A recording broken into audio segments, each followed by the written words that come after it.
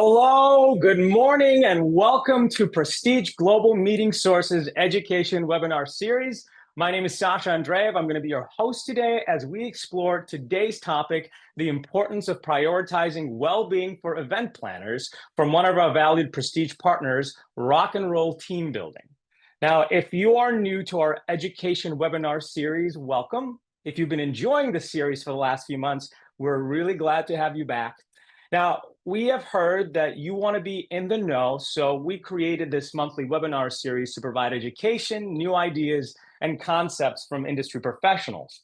Now, as many of you know, we here at Prestige have been providing site selection and full event services to clients since 1986. And you may also know that our goal is to make your events the best they can be by tackling the challenging parts, from site selection and destination expertise to contract negotiations and conference management support. We do the research so you can focus on the bigger picture. And because of our many close relationships with hospitality partners around the globe, we can tap into the vast array of resources they provide and pass them along to you. And so I am very excited to dive into today's topic, Hold Space for Me, Well-Being for Event Planners. Now, as professional event planners, we're no strangers to the fast-paced and dynamic nature of our industry. In this ever-evolving landscape of event planning, it's easy to prioritize professional responsibilities over our own well-being. However, it is essential to remember that self-care is non-negotiable, particularly in a high-pressure field like ours. And so to help us dive into the importance of prioritizing emotional well-being in the midst of a demanding world of event planning, we brought in an expert to help us out. Now, Nicole White is a co-founder of Rock and Roll Team Building, and alongside Kieran Gribbing, is on a mission to create a lasting impact for individuals thriving in the corporate realm through the power of sound and music. With an impressive 35-year career in the business events industry, Nicole has traversed the globe, delivering unparalleled corporate events for renowned global brands. Now, Nicole lives in Sydney, Australia, and because she's down there, she wasn't able to join us live, but I was able to meet with her a little earlier to get the lowdown on well-being. So a number of you actually sent in your questions in advance. So check out her presentation, stick around for the Q&A and a conversation with Nicole, and then I'm going to be back live in about 30 minutes or so to give you a preview of what's to come next week. So check out my interview with Nicole White. Welcome, Nicole. Thanks, Sasha. Wonderful to be here. Oh, I'm so glad to have you coming to us all the way from Sydney, Australia. And before I toss it to you, I want to tell a little bit about you. So here's a bit about Nicole. Having commenced her career in the corporate events in 1987, Nicole has ascended through the ranks of the industry, ultimately achieving the esteemed position of Australian General Manager of Events for BI Worldwide. And with her wealth of experience, including designing and executing high-end luxury global programs, Nicole has explored the far reaches of the world, catering to the needs of many prestigious global brands. Now, her passion for well-being and mental health has remained at the core of her work, and through her business ventures, she aims to promote the importance of ensuring the holistic well-being of individuals in the corporate world. With her expertise and heartfelt commitment to well-being, Nicole continues to redefine the corporate events landscape. And now she is here to help us hopefully redefine ourselves a little bit as well. Thank you so much for being here, Nicole. No pressure, helping us redefine ourselves. Yeah, all right. But it's okay. You have about half an hour to change ourselves inside and out. Before I toss to you, I am a little curious how you transitioned from the event planning world to focusing on well-being. Because I hit burnout, and I'm going to share a little bit of my story. I'm not a health professional, but I'm just going to share, my experience, my lived experience of a long career in event planning. and then what happened to my health as a result of me not putting my well-being as a priority. And I no longer work as an event planner, but I'm still connected to this wonderful industry through a music business, which, music is a wonderful tool for our well-being. So yeah, I care about it, and I care about this industry, and I still see people working very hard and a little bit stressed. And so I just want to share some tips and hopefully help people to look after themselves a little bit better in this industry. Excellent. Well, I'm excited to hear what you have to say. And before I let you go, I'm going to just let folks know a little bit about what to expect. Since we are pre-recording this presentation at an alternate time, we've collected some of your questions in advance, and Nicole and I will have a brief discussion with a Q&A using those questions after her presentation. Of course, you'll always be able to send in questions to your Prestige account manager, and they'll pass them along to her if there's anything that you don't hear about. And also note that this webinar will be made available for viewing on a Prestige Global YouTube channel, so you can always watch it back or sharing with folks that might need to know what Nicole has to talk about. So speaking of that, Nicole, I'm gonna toss it over to you, and I'm excited to see what you have to say. Well, thanks, Sasha. That's wonderful. As I said earlier, it's great to be here, and I'm excited to talk about well-being for event planners. But first of all, I'll just give you a little bit of a quick background on Rock and Roll Team Building. We are obviously a business that does team building programs grounded in music, the one thing that everybody loves. We're the solution that when you have that question of I need something unique, fun, different, engaging, the wow factor, hit up that QR code there on the screen and contact Rock and Roll Team Building. We are led by Real Deal rock stars. My business partner, as you mentioned, is Kieran Gribben. He is a Grammy-nominated songwriter. He received that nomination for co-writing a song for a little-known artist called Madonna. Celebration was the song that went #1 in 14 countries, and he also toured the world as the last lead singer of Australia's greatest rock band, I believe, INXS. So we're the Real Deal, world-class programs, and yeah, we'll get your people rocking at your next event. But I'm not here to talk about rock and roll team building. I am here to talk about well-being for event planners. And over the next little while, I'm going to cover my journey as an event planner and what happened to me with my well-being. I'm going to talk about why your well-being matters, and I'm going to give you some tips to rock your world in terms of your well-being, and I'll talk a little bit about the Hold Space for Me community that I've set up to raise awareness of event planner well-being. So as you mentioned, Sasha, I started in 1987 in this industry. Yes, I did wear tights like that every single day when I went to my aerobics class after work. I was very young, bright-eyed, bushy-tailed 17-year-old that was literally thrown into the deep end. Back in those days, there was no college degrees or university degrees. It was just learn as you went along. I had an absolute ball. I feel very fortunate. I wanted to work as a travel consultant originally, and I got a job with a PCO and didn't even know what that was back in those days, but thrown into the deep end, and I absolutely thrived. I recall in the first probably 10 to 15 years of my career, I just would have worked for free. I loved it. My gosh, I got to travel. I thought, getting on an airplane was the most exciting thing ever. And I guess I thrived on the pressure. I was like a sponge. I learned everything I could and was adaptive and had wonderful mentors in this great industry. And fortunately, I landed in the world of incentive travel. So lucky. I got to fly all over the world. The latter part of my career was very much focused on the automotive industry, working with global brands like General Motors and Audi. And I got to charter planes, trains, ships, hotels, you name it. I did it. Meetings with the Pope, Richard Branson, Nelson Mandela, all that really cool stuff. And I worked darn hard. Sometimes I recall doing a program in South Africa once, and I was on site for 30 days and averaged 2 hours sleep a night for 30 days. Running at that time was the biggest incentive program to land into South Africa not long after apartheid. And I got very sick after that program, but ignorance is bliss, I suppose, sometimes. I didn't realize the effect that would have later on my health. And being switched on 24/7, which is what I think event planners do, especially when you've got a big looming deadline ahead of you with an event, it's a hard stop. You're just running on adrenaline. You don't have any downtime, and you are doing those high kicks like I did back in the 80s, 27.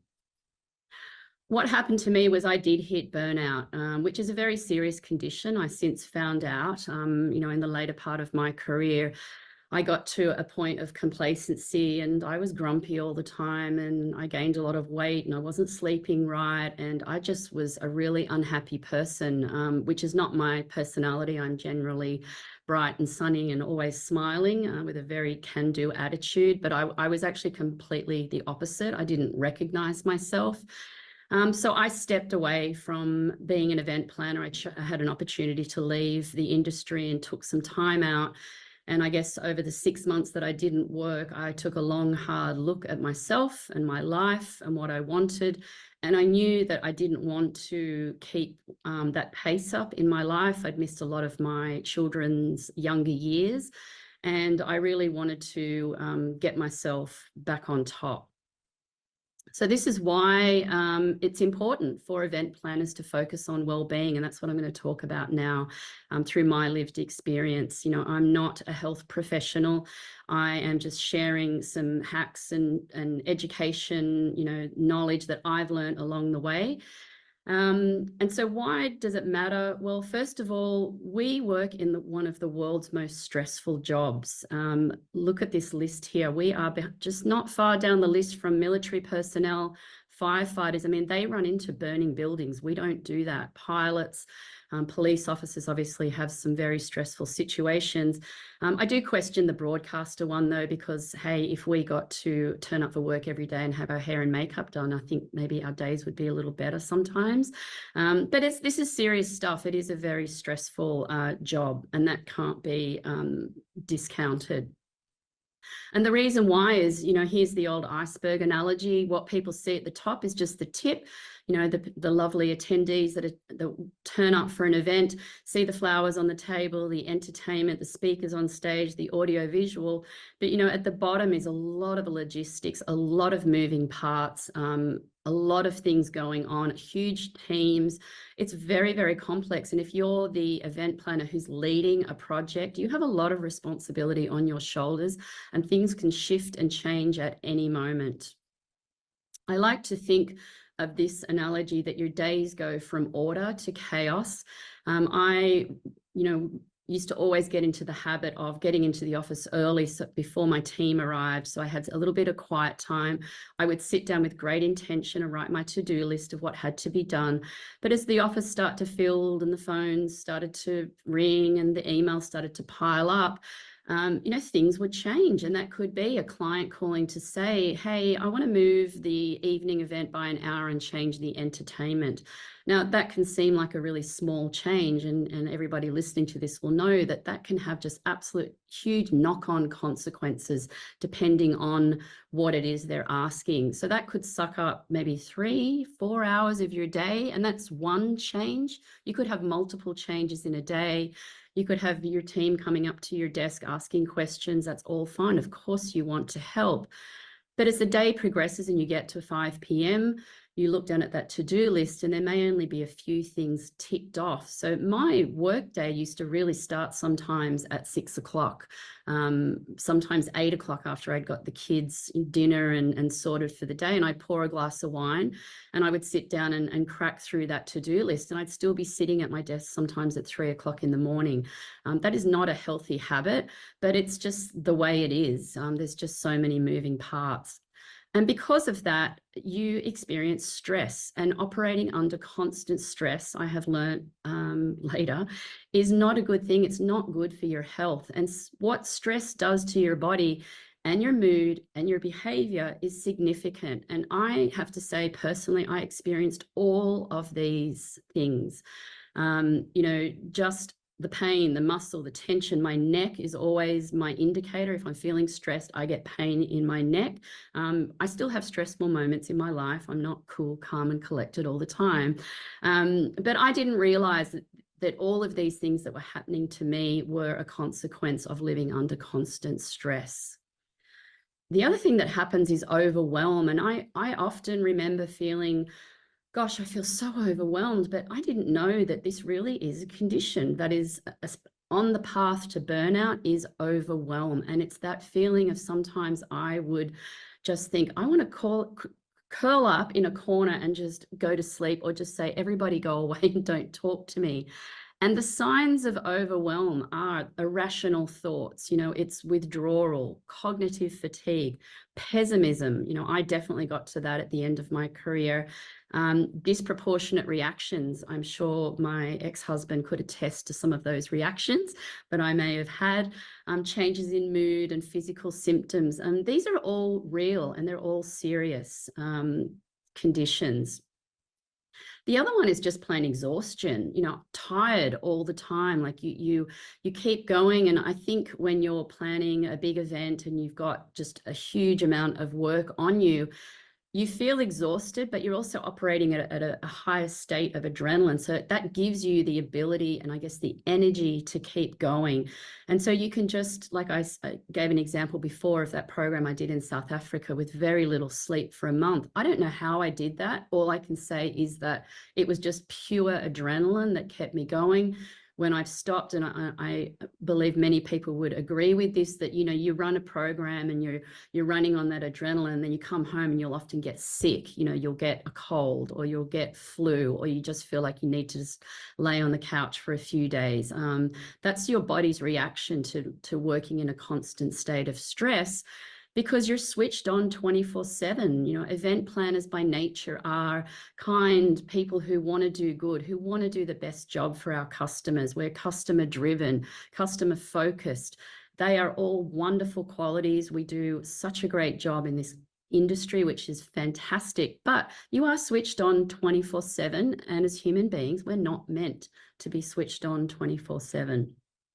So when I took that time out from the end of my career, I contemplated what I wanted to do, and then I started educating myself. I started working with my GP, a counselor, and I started going out and trying to find out, well, how can I get my health back on track? Because I felt really terrible.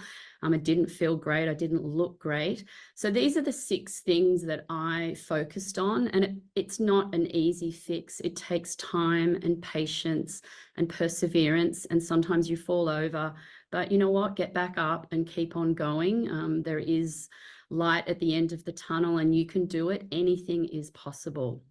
So of course, the first one is, the big one is that your well-being has to be a priority. I know it's easy to put work, children, family, friends, everything ahead of you. And I used to do this, but if you're not thriving at your best, you're no good to anybody. So please focus on your well-being. One way that I did it was I developed a mantra for myself, and I still live by this today. And my mantra is care, live, grow. And you can develop any mantra, keep it to 3 words, nice and simple. For me, care is self-care. My body, my mind, my soul, it matters. And as I just said, unless I'm thriving, I'm not anything good to my children. I'm not a great mom. I'm not a great daughter to my mother. So I think caring for yourself, being kind to yourself is very, very important. Second one is living. Your life passes you by very quickly. Life is short. We're here for a short time, so live along the way. Make sure that you have fun, that every single day you do something that you're grateful for. And the last one is grow. I do a lot of education of myself now. I listen to a lot of podcasts. I read a lot of books. I learn about things that I don't, not necessarily related to my life. And I really find it fascinating. I find it, I get a lot of joy out of that. So that's my mantra. You can develop one of your own, but I strongly advocate this. Number 2 is sleep. We take sleep for granted, but it is your superpower. Sleep plays a significant role in our health. If you do not get enough sleep, I have learnt this, I had no idea, but these are all the health conditions that can happen to you if you do not get enough sleep. And this is serious stuff, not to be sugar-coated. And if you speak to your GP, they will agree. So sleep is vital. Some strategies that I've learned is to stick to a sleep schedule. It's obviously impossible when you're on site running an event, but when you're at home, try and stick to a nice healthy routine of getting to bed early and waking up at a time. Get, that 8 hours sleep is my goal. Everybody has different requirements for rest, but mine is 8 hours. Paying attention to what you eat and drink before you go to bed. I used to drink a lot of coffee, particularly when I was on site. Not a good idea. I've definitely limited my caffeine intake now. Creating a restful environment before you go to bed, put your phone away, dimly lit room, keep your room cool, and physical activity during the day. Every single day I do something, and I found that really has helped manage my sleep and also managing my worries. If I can't control it, I don't worry about it. That's really hard, but that is one thing I've really worked hard to do. So sleep is important. Number 3 is food. What you put in your mouth really matters. It affects your health. So nutrition, I used to just eat anything in the afternoon. I would have a can of Coke and a chocolate bar, and I would skip breakfast, and lunch would be something sometimes quite unhealthy, and then dinner I would eat a great big bowl of pasta. Well, I found out that's actually not the right thing to do.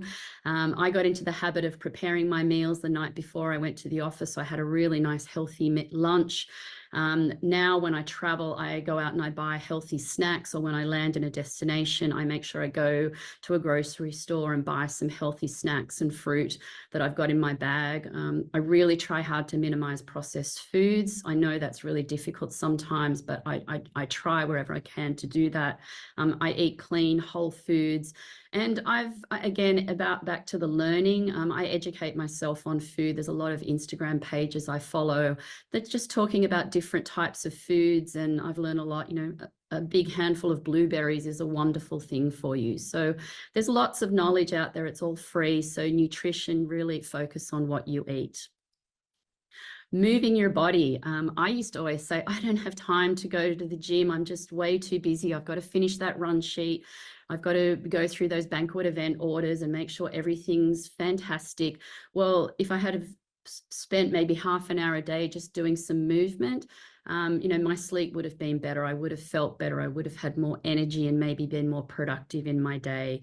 So if you don't exercise at all, I went for a lot of years. I did aerobics when I was young, but as time went on and I had kids and, life gets busy, I stopped exercising probably for a good 15 years.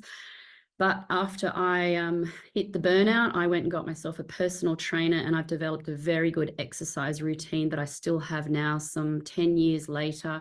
If you don't exercise at all, just start with getting a tracking app and get your 10,000 steps a day. One thing I used to do was, and I still do it now, if I have a lot of phone calls to make, I stack them up together and I go out for a walk and I talk and walk. And so I get my 10,000 steps in. I'm out in the sunshine and I'm having that conversation that I needed to have, but I'm not sitting at my desk. A goal really is to try and get 3 45-minute workouts in a week, cardio, but also resistance training. As we get older, resistance training is very important for the health of our bones, our stability as we age. So really advocate to try and work on your exercise routine. A very simple thing also is meditation. Some people think it's woo-woo, but it's not. I've thrown myself into meditation and yoga. There's some wonderful resources out there, and I'll share this with Prestige to put in the link of this webinar. There's a wonderful lady called Susan Quirk, who I had the good fortune to work with Rock and Roll Team Building, some work we're doing in the wellbeing space. She's from Ireland and teaches meditation. She's trained under some of the world's best. But meditation really helps you reduce stress. It helps with fatigue. It gives you improved concentration, helps with your sleep.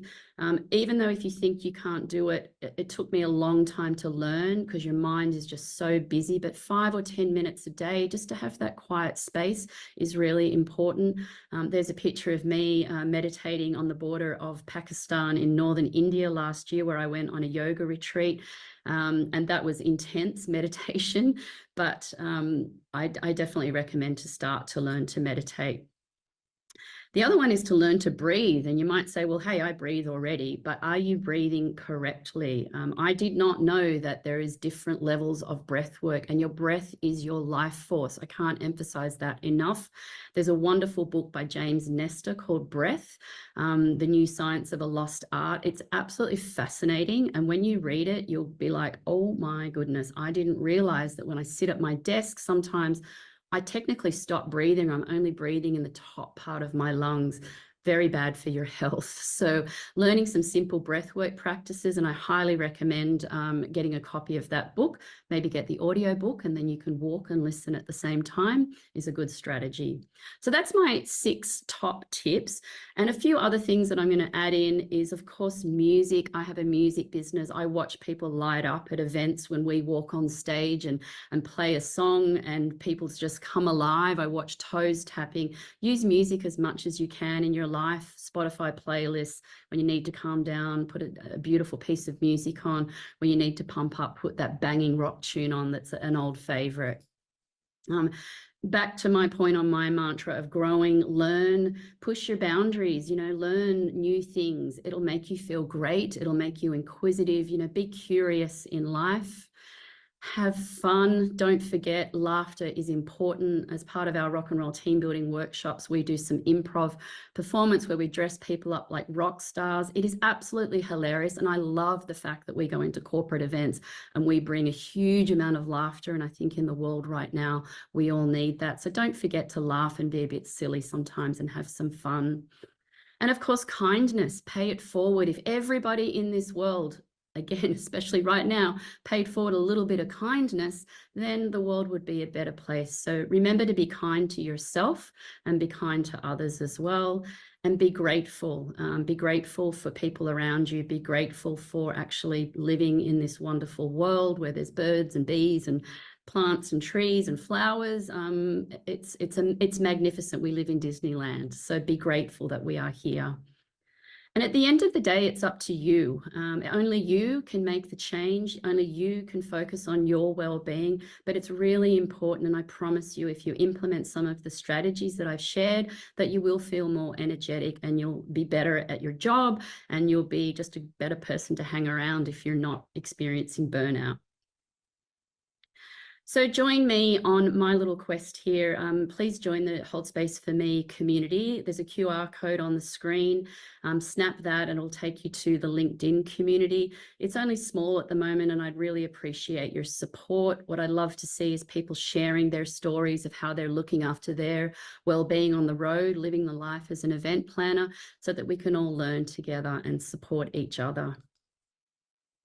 And remember to make a commitment to yourself. Put your hand on your heart and say, I'm going to do this. I'm going to improve what I eat. I'm going to get more exercise. I'm going to do something like learn to meditate, and, make a commitment to yourself to do that.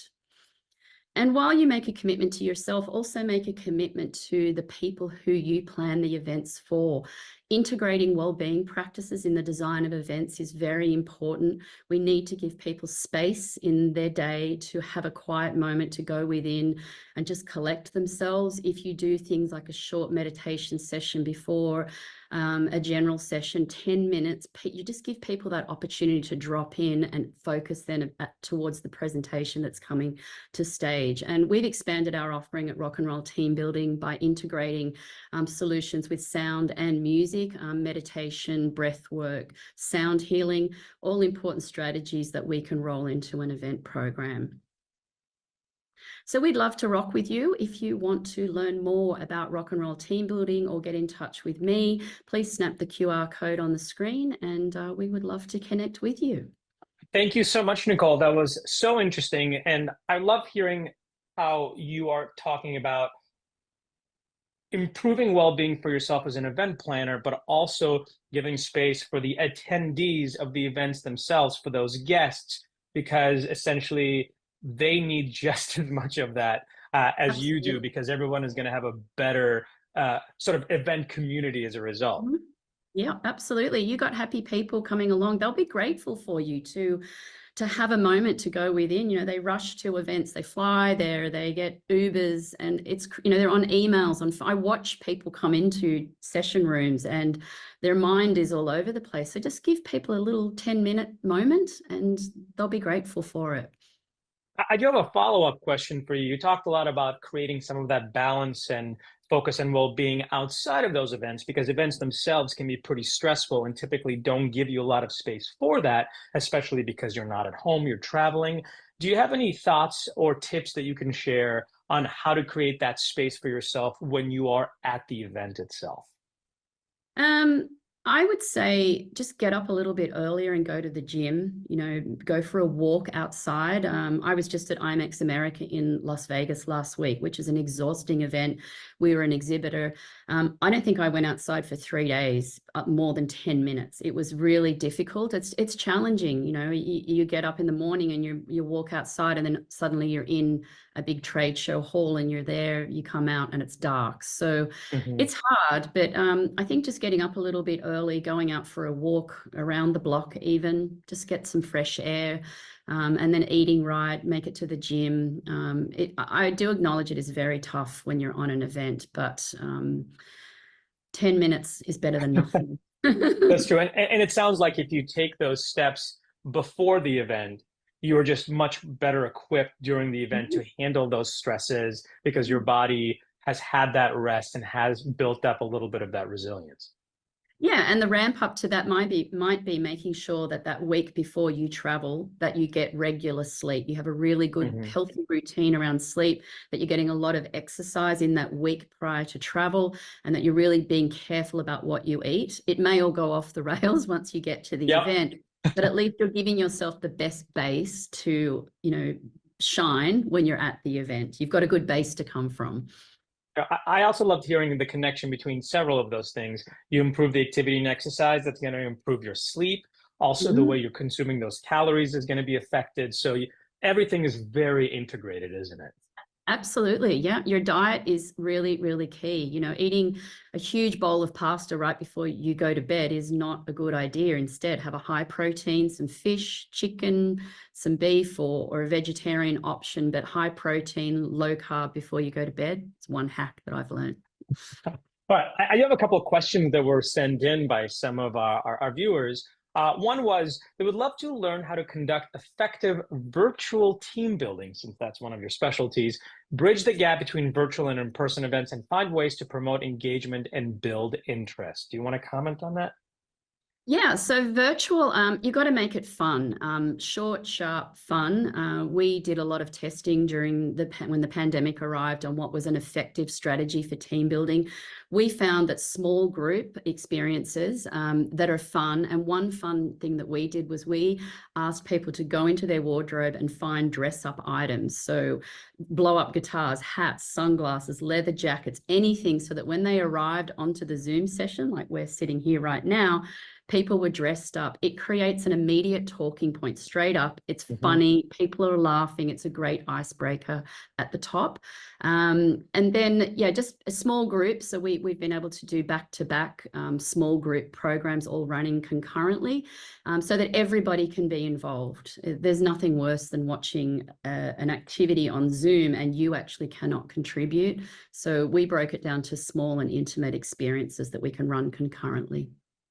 Sure. So interactive elements are always great, so people are feeling connected even in those Yeah, virtual that's right. So what environments. we use songwriting as our interactive element. So we create an original song based on whatever theme is related to the business, Hmm. and everybody contributes to that song creation. We have awarded songwriters who play some music. It's fun, and we can even record that song after the session and hand it back to the client. So there's a Got takeaway. it.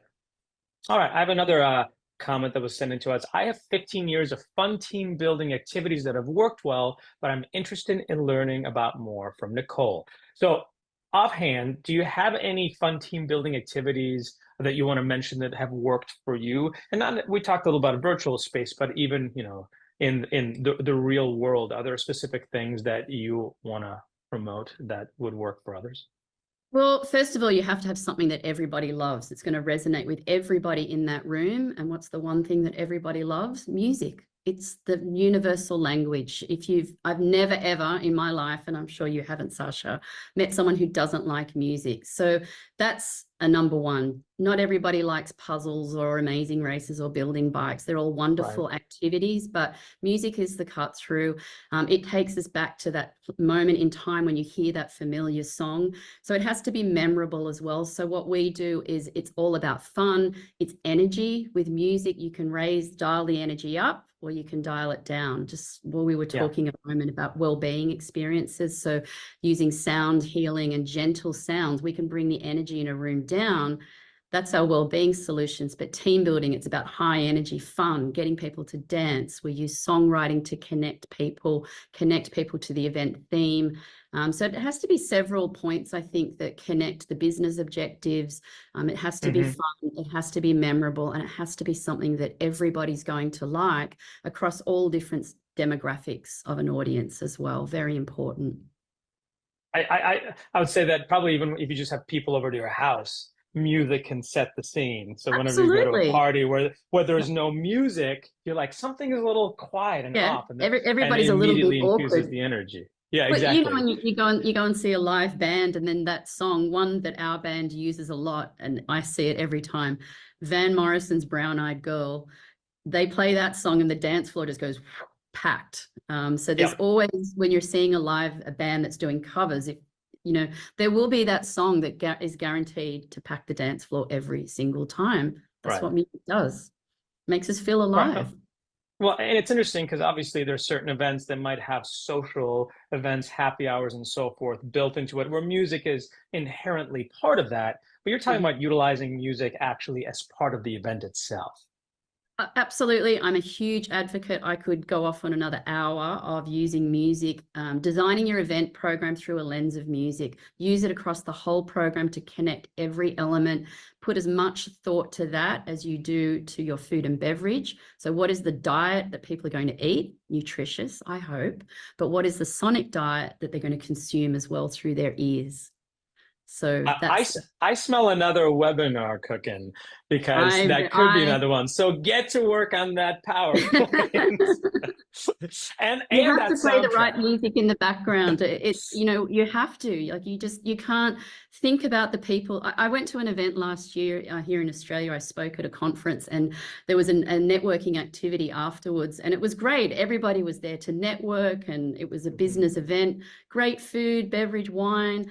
They had a live trio and then a DJ, and then they did a drag show in the middle of the cocktail reception, and it just didn't go, and it was loud. So lots of people left, and it was awkward. You were trying to talk, but whoever planned that event just read the purpose of the event wrong. They didn't think of the volume. The location had all hard walls, marble floor, so the sound just bounced. So you got to think of the acoustics. Is it networking? Do people want to talk, or do they want to party? Very different solutions of what you would play in terms of music. Right. Well, that is such an interesting thing to think about, and hopefully we'll see you again to hear more about it. But I really appreciate your time. Thank you for piping in from down under, and I really love this chat and hearing all your tips. Thank you so much. Pleasure to be here, and thank you to Prestige for inviting me along. And please remember to share this webinar with your event planner friends to get the word out. Share the Hold Space for Me community, and also like the webinar and drop a comment below if to share your strategies of how you look after your well-being on the road as an event planner. Well, you have yourself a great day, and we'll look forward to hearing from you again. Thank you so much. Well, that was my conversation with Nicole. It was such a pleasure to have her here, and maybe we'll see her again to talk about the music side of things. But if you're curious to hear more about what she and her team does, or if you want to learn about rock and roll team building itself, or you just have questions or comments on that presentation, please contact your Prestige account manager. We'll pass along your questions and help you get connected. Now, we always encourage you to reach out to your account manager, because that's the way we get information from you of how you feel about these. And if you have ideas for other webinars that you'd like to see in the future, we'd certainly love to hear from you as well, because we're always looking for ways to improve. So if you've got ideas, please shoot them our way. Now, in a few short weeks, on November 14th, we'll be doing our next live webinar, this time presented by our very own Alex Mendoza, Director of Regional Sales at Prestige Global Meeting Source, who'll be talking about tips and tricks for standing out on LinkedIn, which is something that we could all probably benefit from, because it can definitely get overwhelming. So I hope you enjoyed this presentation. We hope to see you on November 14th. And in the meantime, if you've got those ideas, questions, comments, contact your Prestige account manager, and we look forward to seeing you in just a few short weeks in November. Happy fall, happy upcoming Halloween. My name is Sasha Andreev. It's been a pleasure to be with you today, and we'll see you all very, very soon. Bye, everybody.